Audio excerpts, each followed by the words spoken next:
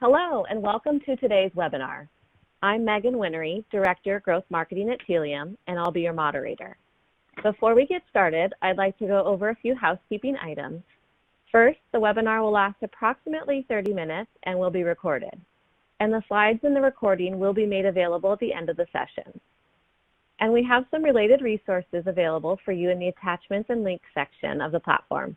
So please feel free to engage with them at any point. And if there's something that you find helpful or important during the webinar, we encourage you to share socially, and you can mention Telium, please. And lastly, we want to hear your questions. So please use the Q&A feature to submit them. And for any that we aren't able to answer live, we'll be sure to follow up with you after. All right, on to today's presenters. Matt Parisi is a Senior Marketing Manager of Product at Telium. He has over 10 years of strategic marketing experience across both traditional and digital marketing channels. His experience spans industries working both at consultancies and client side. And Jake Spencer is a Product Marketing Manager at Telium. Jake has spent the majority of his career working for enterprise technology brands in all aspects of branding, digital marketing, and web analytics. All right, on to today's presentation. Matt, over to you. Thanks, Megan. For today, we'll be going over a lot of ground. So we're going to start by looking at the retail landscape, both from kind of current events that are happening in the market, and then we'll also be looking internally within retailers, kind of what are some of the challenges that they're facing. Then we'll move on into covering the customer data platform, an emerging piece of technology that retailers could really use to change up exactly what they're doing and address issues that might be coming up in real time, like what we're going through today. And then we'll finally close off with some CDP use cases to help you with cost savings, revenue generation, and increased agility to give you some examples of how CDPs can be used to address change in times like this. Moving into the presentation, I don't need to tell anyone on this call, but the retail landscape is one of the most challenging and interesting verticals for managing customer experience. It's such a diverse, rapidly evolving and creative space to the point that quite a big portion of CX innovation comes from this market. And it's no wonder why. Retailers are on the front lines and among the first companies to feel changes in the market from any number of things. And I think 2020 is a case in point. A lot has already happened in 2020. Remember when there was a missile strike by Iran against the US? I had half forgotten about the Hong Kong protests that literally were just occurring last month and were in normal times would still be a huge news story. These events drastically impact how customers behave. If Hong Kong was part of your target market and you as a retailer didn't have an agile way to tailor those communications, your bottom line was probably hurting. So that agility is really important for retailers when times like this happen, which brings me to the one event this year causing the most disruption, COVID-19. You could argue we actually had fairly advanced warning. It's just that we had no idea what it would grow into. The point is that even for something we know is coming, agility for retailers is really, really important. Agility with messaging, agility with offers and targeting, and key to all of the above, agility with data. Because data enables you to generate both the insight itself, like the one that you're probably seeing on the screen here, and use it to do something about it by triggering action. Here we see the data from Big Commerce showing both omni-channel and pure play e-commerce brands are seeing dramatic impacts to performance. You can see revenue and conversion rate have dropped, even when you think maybe logically they wouldn't. You might think that people are spending more time online, so you might expect them to make more purchases. In the early days after the, kind of the outbreak here, that's not what we saw. There are some recent trends that look like things are getting better though. Or you're reacting to an unexpected positive development. Here we are looking at subscription and convenience services as tracked by Big Commerce, which have seen significant upward trends in both revenue and conversion. I don't show this to say that you should just hope to get lucky, The point is things change and happen constantly, big things even. So while it might seem logical what to do, that's a dangerous game to play. Let's look at some examples that we see from retailers adjusting to the recent news. Here we see an example from Rejuvenation. What we can see is that the offer has been subtly tailored to recent events and highlights products for improving your outdoor space at a time when you might be feeling trapped inside with the quarantine. While this is only one email, it's been part of an ongoing effort focused on various new normals and creates urgency with the use of an offer, the 20% discount. Ultimately, these timely events like the pandemic we're going through now, when taken all together, can also be a constant source of innovation. And here's an example from Macy's. The offers you're seeing included here relate to the current environment in a number of ways. So you can see the focus on promotional shipping versus physical shopping. You can see an emphasis on at-home products at a time when everyone is stuck at home. And you can see sneakers representing a powerful counterpoint to really fill out the relevance of the messaging. And again, offers are used to drive urgency in a variety of ways. You have the shipping offer and you have the 40% off offer on the shoes. So across both of these examples, we see the brand rapidly tailoring their message to the new environment. They don't simply put the news out in front of your face, but rather they subtly offer solutions that have a good chance of being relevant through their targeting of an affected customer. Messaging cadence is also increased in the venue where the customer has moved attention, which in this case is online. And lastly, offers are used to increase that urgency in the moment. So while we can't tell from the front-end output of those emails, but data informed every individual aspect of that customer engagement. Data can be used to determine the relevance of products or messages in times when it's hard to predict what's going to be relevant, or maybe your past data isn't predictive of the current time. Data can also be used to target or exclude certain segments, and Jake will walk us through some examples in a few minutes. And data can be used to allocate promotional offers in a strategic way. So what are some areas where we can start to focus in and make adjustments? First off is focusing on what customers are going through and figuring out how you're uniquely situated to help. Devote your attention to potential customers and new customers, as this is where you can drive the greatest impact on revenue by pushing people over the line and driving deepening engagement with those people who have a lot of potential. And for this particular market dynamic, shifting budget towards digital can not only save money, but it can drive greater efficiency and potential with the revenue or with the spend and the budget that you're working with. Secondly, don't lose focus on the long term, because your attention today will pay dividends tomorrow. Today's positive engagement can easily turn into tomorrow's sale. And last but not least, potentially actually most important, is find ways to cut the fat. We'll get into some examples later on, again, that Jake will show us for how Telium customers are able to trim out the most performing audiences. But the more connected your data, the better your ability to use it in various ways to weed out certain targets. Which brings us to the key insight, and that is that customer data is critical to agility.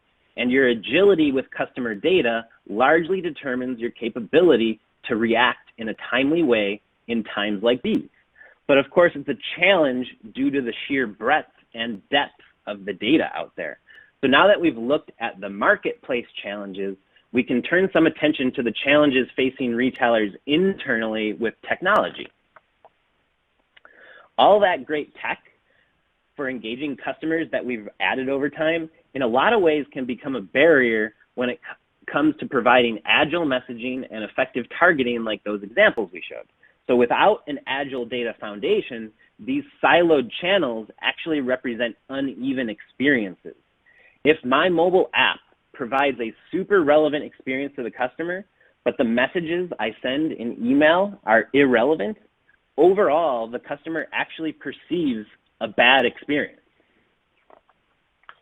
And the impacts aren't felt by the customer alone, but rather are felt internally with repetitive tasks.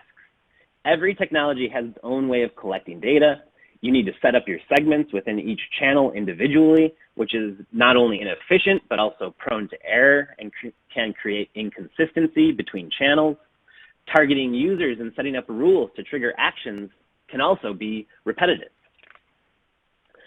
Ultimately, this creates a different experience in each channel, and each channel only acts with the insights inside that silo alone, but your customers don't live in silos, so to be customer-centric as a retailer means you need to connect this data and organize it in a customer-centric way, which of course has been tried before and has been tried over and over again ever since customer data has existed.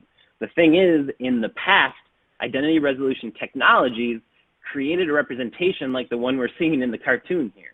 Today, we have technology emerging, though, that delivers far better on the vision for the single view of the customer than the technologies of the past. And it's important to have the one-to-one conversations with your customers that you need to stay relevant. You must take a data-first approach to understanding your customers. This is where the CDP comes in and makes delivering experiences like the one we described at the beginning a reality and at scale. CDPs help you address customer experience agility by giving you customer data agility. The whole point of a customer data platform, as we can read in this definition from Gartner, is to take that huge depth and breadth of customer data out there, organize and enrich it to come up with valuable insights, then make those insights available to drive actions in integrated systems. This enables you to organize your customer experience quite literally around your customer, specifically the view of your customer across engagement technologies.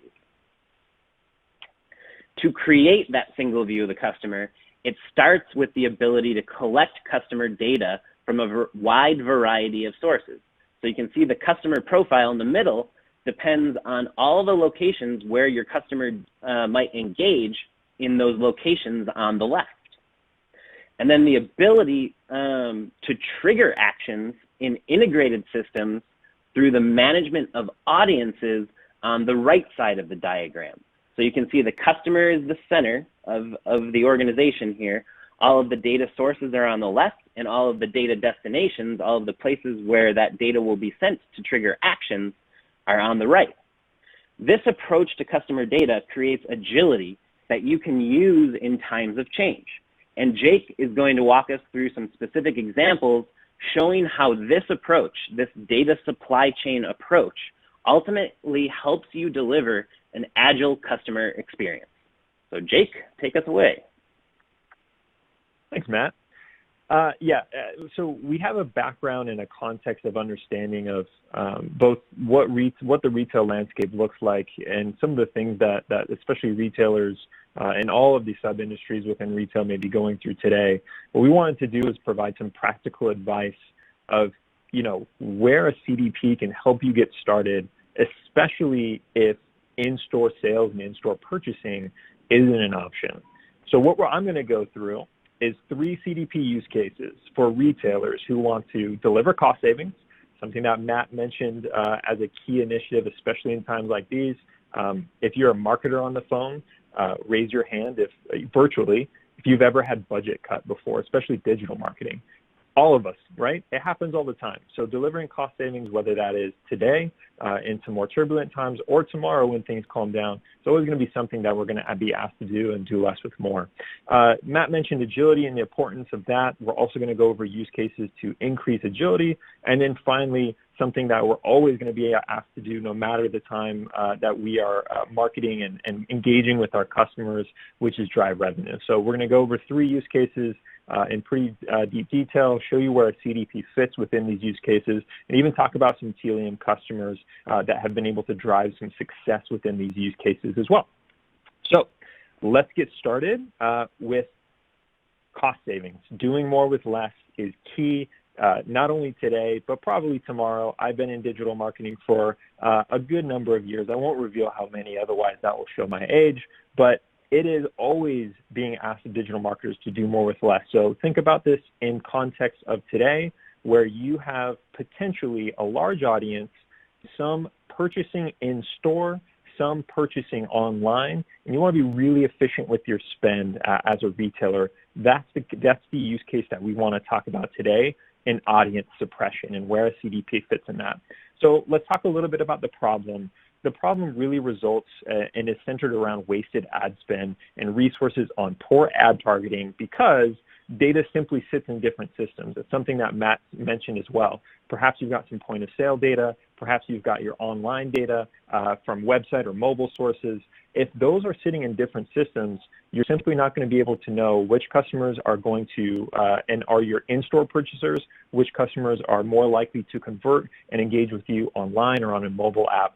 And so there's some examples of inaccessible data that's not traditionally born digital, or stuff that is typical to sit in silos with retail companies. And some of the examples of that data could include purchase data, so stuff coming out of your point of sale systems, consent, identity, support interactions, have they called into your customer support line, behavioral data. The list goes on, but typically those are the data sources that we see sitting in silos that ultimately result in that wasted ad spend. So the solution here is really taking a data layer approach, using identity resolution to create a shared single view of the customer across many systems. So let's take a look at what that looks like architecturally. So this is our architecture with a CDP to suppress in-store purchasers, and let's really look at this across the life of the data. First, it's important to identify the data sources. In this case, we have event data that's online from the website, such as what product a customer viewed, and the fact that they exited a site. Let's say we know that as well.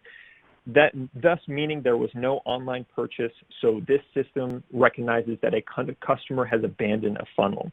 Then we have the data from an in-store purchase. This data is commonly, as I mentioned before, offline in a point-of-sale system. And to this system, the customer purchased a product without doing any research. They haven't visited a website before. They haven't looked across product categories. A customer just happened to come into a store and make a purchase on a particular product. So in order for each system to have full understanding, you'll need to integrate these sources of data. In the second stage, what you're seeing here in profiles and audiences, all of this data needs to be mapped to one person so that there's a place where full context of the customer can live and be used. We do that by turning all that event data into a visitor profile through identity resolution. So the product view event is logged in a history of product views. From there, we can derive favorites based on this behavioral history. The product purchase is logged on the customer's lifetime products purchased and the total value of those purchases, and so on. Third, now that we have a visitor profile established, in our example here, we're looking at Kayla's visitor profile, we're going to be able to create groups of customers. Maybe I have a product fan retargeting campaign going on, and I've got another group for new product buyers. In this particular scenario, we want to suppress in-store purchasers. I now know, based on a unified data foundation in my CDP, that Kayla has gone through, she's a fan of a particular product, and based on her purchase history, she's made that purchase already. So I'm going to remove Kayla now and suppress that audience from social media, potentially from emails, potentially from on-site personalizations, or outbound sources like Google DoubleClick. This is a way for me to save money in order by removing my in-store purchasers. Perhaps I know Kayla always purchases in-store after doing research online, and be able to do more with less. I've got less marketing budget right now than I did before, and so I really want to make sure that I'm spending that money on audiences that will convert online when that's their only option. That is use case number one. And ultimately, it's a better customer experience for Kayla if she's always coming on and window shopping in your on your website or on your mobile app and then purchasing online. Now let's move on to something that we will always be asked about no matter the time of day, time of week. We are here to generate revenue. And so how can a CDP assist with revenue generation? One of the main tactics is obviously customer acquisition. As you know, and it's an easy, obvious state, business growth depends on new customer acquisition. So how do you do that right now? Acquisition technologies run on customer data, but using customer data is usually an obstacle due to constantly evolving behavior and attitudes, changing technologies, and new regulations. Again, a CDP is going to enable you to create a single customer view, enable you to segment better, go from a one to everyone approach to starting to understand and segment audiences and put the right message in front of customers who potentially haven't purchased yet in order to acquire new customers. So let's take a look at this. Here, we're going to look at a cross-channel segmentation use case. This time we've added in mobile as a data source. So once you're collecting event data, you'll need this data to be organized around a person to accurately identify product interests and that there haven't been purchases, since siloed data that's organized around the technology or venue can be misleading. We can use the email address as a visitor ID to organize data and stitch across channels so that we get customer-level attributes like lifetime value, favorites, and momentum. So here we've got Janet's profile within the middle in this profile and audiences section again. We've unified our data sources that we're interested in, this time web data, point of sale data, and mobile. And we know purchase history, perhaps from mobile and web, we know the topics that Janet is often browsing, the product favorites that she might have with your brand, and her email visitor ID. Now we're able to create some audiences based on interest and intent in order to acquire new customers that may not have purchased already. So let's talk and build an audience here on the right side of this middle section, where we're able to create a proactive interest from Janet based on her topics browsed and her product favorites. And based on her purchase history, I know that Janet hasn't purchased. So this is my opportunity to go get in front of Janet, add her to campaigns, add her to social media campaigns or emails or Google DoubleClick or, optimize the personalization like we talked about in order to acquire Janet as a new customer and continue to create revenue, even at a time where I might not be able to put an offer in front of Janet to come in the store. This is an opportunity, and through the better understanding of customer data, how retail brands can really shift and start to understand where the opportunities lie through data, especially in times where you're wanting to create more revenue, just purely based on the data that you have. A CDP is really going to enable you to unify that data foundation and start to get segmented audiences based on interest, based on purchase intent, based on past purchase history, in order for you to find opportunities even in times where opportunities may be shrinking in other places. So let's talk about a Telium customer that was able to do that. This is not a retail customer. However, the Utah Jazz is running e-commerce, right? They are selling tickets. And their goal was really to increase ticket sales with improved fan targeting. So the Utah Jazz simply had a data problem. Prior to implementing Telium, the NBA team, the Utah Jazz, showed the same offer to all customers, and campaigns were timed based on company priorities rather than on their customers. So we've all probably experienced this as well as marketers and potentially analysts on the call. I've got a campaign. I think I want everybody to see it. I'm going to plan campaigns according to season rather than based on customer intent. This is something that the Utah Jazz were facing prior to implementing Telium. After, they were able to collect customer data in real time and make it usable for marketing teams. That all sounds good, but it resulted in reduced data costs by 50% compared to third-party behavioral targeting, increased click-through rates on ads by 140%, and improved return on advertising spend by 62%. And this was purely through just starting to send targeted offers to targeted segments based on the data that they had collected about these customers in order to better tailor their experience and ultimately create conversion for ticket sales using cross-channel customer segmentation. Let's talk about increased agility next. This dog, obviously very agile. So in increased agility, and this use case really covers everything, cost savings, increased agility, and revenue generation, but let's talk specifically about increased agility. Matt talked a lot previously in this webinar about how key that is, especially for times when you need it. I need to turn on a dime. I need to be able to communicate in real time. I need to be able to get in front of my customers with timely information or be able to pivot my offers or segment or change offers based on who I'm talking to.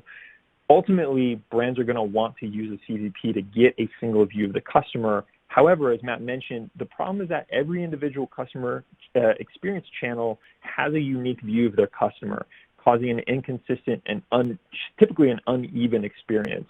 So a customer data platform really is the way to, in combination with a comprehensive event data infrastructure and integration marketplace, to be able to create that single view of the customer across multiple different teams as well. And that's one of the use cases, that's one of the things that we'll talk about on this use case is we can use the CDP for more than marketing activation. So let's take a look at that.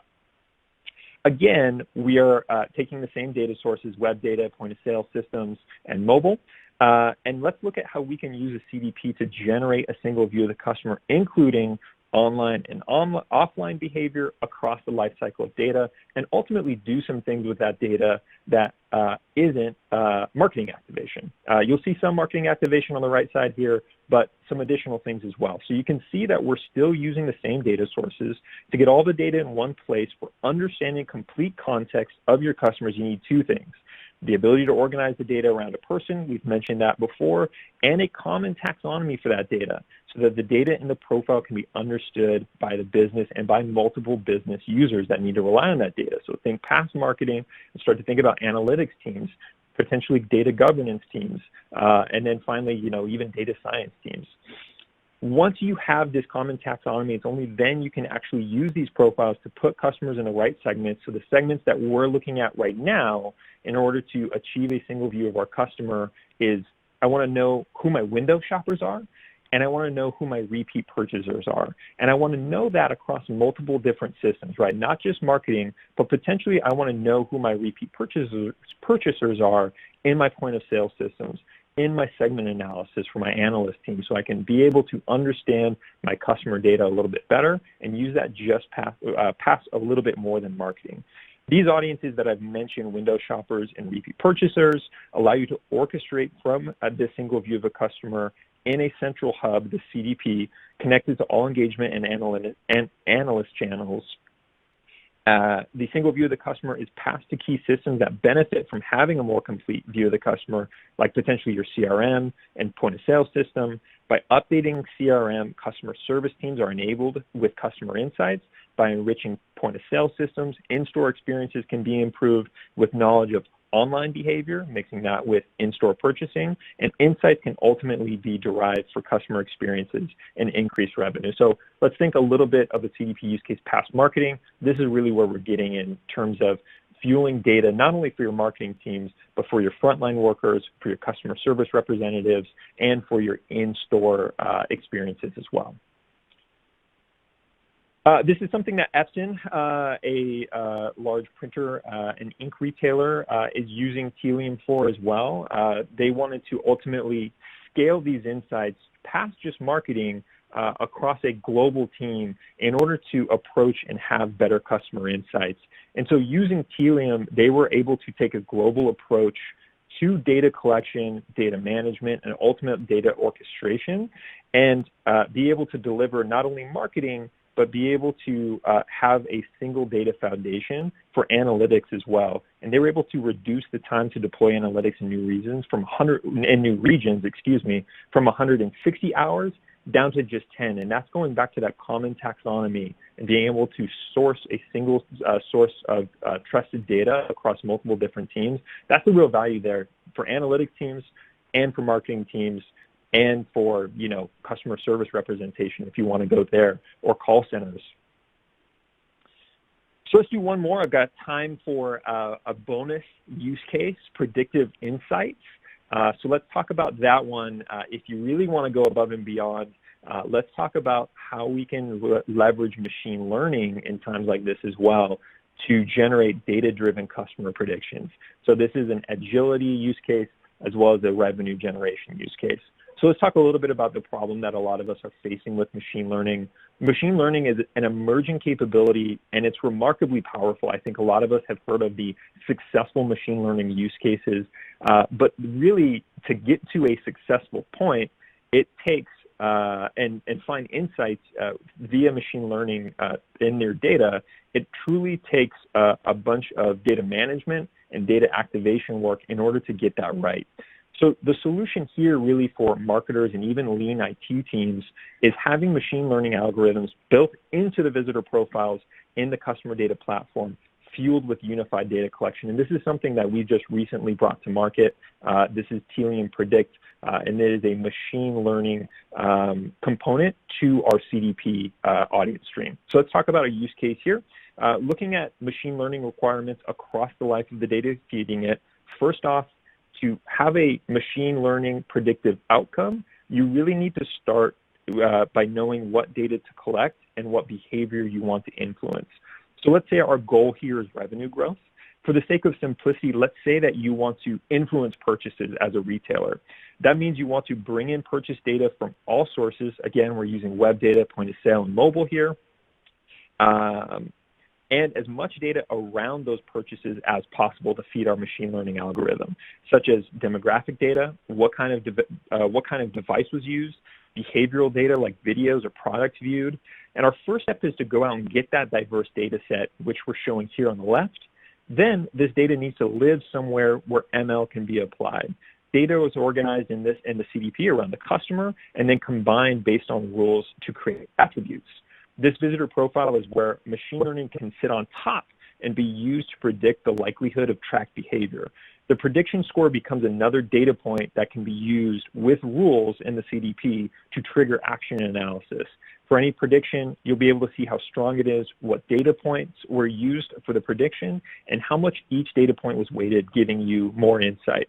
So here, we're creating predictive audiences based on less than 20% likely to buy, or larger than 80% likely to buy. And this is a key one. If you are able to understand your audiences and predict in such a way that a certain portion of your audience was just almost never going to buy, and you want to suppress them from all ad campaigns, even though they haven't necessarily created, action yet. I've found out that this customer is always purchasing. We're able to predict some of that behavior ahead of time. You're going to be able to save costs, turn on a dime and be a little bit more agile, and be able to generate revenue as well for a second segment, which is the greater than 80% likely to buy. These are my audience members who are going to be the most likely to purchase.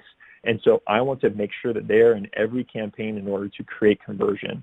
The audiences are going to allow you through machine learning to orchestrate customer experiences and ultimately take a proactive action to produce a desirable result. So we hope that was useful. In summary, kind of a summary of what Matt and myself have gone through. How can retailers double down on digital? So really it's key that a data foundation is set, because that's going to give retailers options. I think we all agree here that data is an asset, especially if your customer base in times like these becomes 100% digital. It's even more so of an asset at that point. A flexible, unified customer data infrastructure is going to give retailers the ability to pivot quickly and continue top-level business initiatives like the ones we mentioned in cost savings, revenue generation, and increased operational efficiency or agility. And a customer data platform really helps set the data foundation. So a customer data platform is going to help retailers understand and engage their customers in real time by relying on a 360 customer view. And as we said as well, from multiple different sources, that might be offline data and online, being able to stitch together for a complete customer view. And there's opportunity even in uncertain times. So we went through a couple of use cases today about how that data foundation and customer data platform is going to allow for opportunities even in uncertain times to drive cost savings, drive revenue generation, and drive increased agility to meet industry challenges. And obviously, we're here to help along the way. And so if you have any questions for us, if you want to dive a little bit deeper into some of these use cases for your particular business, that's something that we'd be more than happy to do and would love to hear from you. So that's the summary, and I want to pass it over to Matt for a quick update on an upcoming event. Thanks, Jake. With that, if you have any questions, please type those in right now, and we will take those questions in just 1 minute here. But for a word from our sponsor, so to speak, we have Digital Virtuosity coming up. This is Telium's annual event, formerly a physical event, now a virtual event, coming up on May 12th, 2020. We will have a full slate of speakers, and this is open to everybody to sign up. So go ahead and check out the details, check out the agenda that we have going on. We've got a number of sessions. I think it's running for most of the day that day on May 12th. So check out those agenda speakers and sign up when you have a chance at tilium.com/digitalvelocity/virtual-NA. And with that, we're marketers at heart, you know? We can't end a webinar without marketing something to you guys. So thank you. Of course. And with that, Megan, are there any questions for us? Yes, thanks so much, Matt and Jake. And just as a reminder, we do have some links in the attachments and links section, including a link to Digital Virtuosity. So you don't have to type in the long URL. You can just go ahead and click that link there. Okay, and as a reminder, if you have any questions, please submit them. And then for any that we aren't able to answer live, we'll be sure to follow up with you after the webinar is over. Okay, so starting with a couple, let's see. Where do you recommend I start in my process in adopting a CDP? Jake, do you want to handle that? Yeah, I can go over that. That's a really good question. I think a lot of CDP thinking when organizations start and they say, hey, we want a customer data platform because it's going to produce all these outcomes that we just went over in the use cases. One of the things that Matt touched on, but there's a lot more information on, is really about setting the data foundation of that customer data platform. So if you are thinking about adopting a customer data platform, obviously we think it's a great decision for your business. But one of the things that we'd ask you to think about is really think about what data is going into that customer data platform, because the outcomes are only going to be as good as your inputs. And so obviously Tilium is pretty well-rounded in both client-side and server-side data collection, being able to unify that data collection and standardize it, ensure data quality along the way. And so that data foundation is really fundamental to kind of the full Tilium customer data hub approach. But ultimately, it's because what you put into your CDP is ultimately what you're going to get out. To really produce these nice use cases, you want to make sure that data foundation is set both on server side with tag management and data collection from web tags, as well as obviously APIs are massive, and being able to set the foundation with an API hub and focus on data quality. I mean, that's not the funnest answer I think I could give you, but it is going to produce the results I think that you desire on the outcomes of the CDP. That is a little bit funner to talk about, where, you know, we're talking about use cases, outcomes, being able to serve marketing messages, you know, inform frontline workers. It's really about the data foundation first, and then being able to funnel that into a CDP, and then have these outcomes that we talked about today. Matt, is there anything you'd add on that? No, I think that's an excellent point. Just that you basically start with, you know, kind of the operational efficiency of making sure you've got all the data and getting it to the right places. You know, get your data operations kind of in order, save money as you're doing that, and then the nice side result is that CDP benefits from all that clean data to come up with really great insights. You know, I think that's a great answer. Awesome. Thank you both. All right, next question. There are a ton of CDPs in the market. What should us retailers look for in choosing a CDP? I'll Matt, go ahead and answer that one. Yeah. I think there are a lot of different CDPs in the market. There's different types of CDPs in the market. I think in general, when you see people break up the market into a few different kinds of CDPs, you see CDPs that are focusing on a few different areas. So you'll see CDPs that are really heavy on kind of the analysis and the visualizations of the data, more concerned with the insights. You'll see some CDPs that are more focused on kind of the result of what you're doing with the data. So they'll have things like email tools.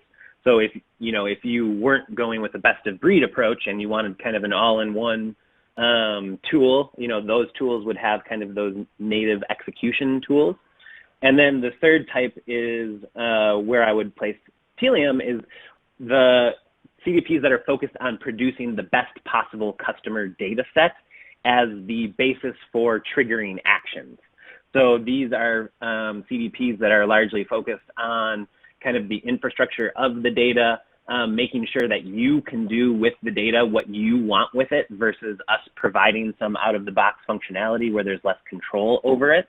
So ultimately, I think when you choose a CDP, you want to choose one that kind of fits your use case. I would say the ones that focus on the data are probably the most flexible because they allow you to use that data in the way that you want.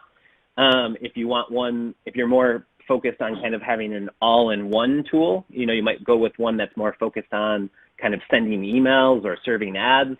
And then the third type, if you're more focused on kind of just producing reporting or producing insights that you can then hand to someone else, you might be looking at the analytics oriented CDPs. So really hone in on what your use case is, and then, you know, kind of go to the part of the market that makes most sense for you.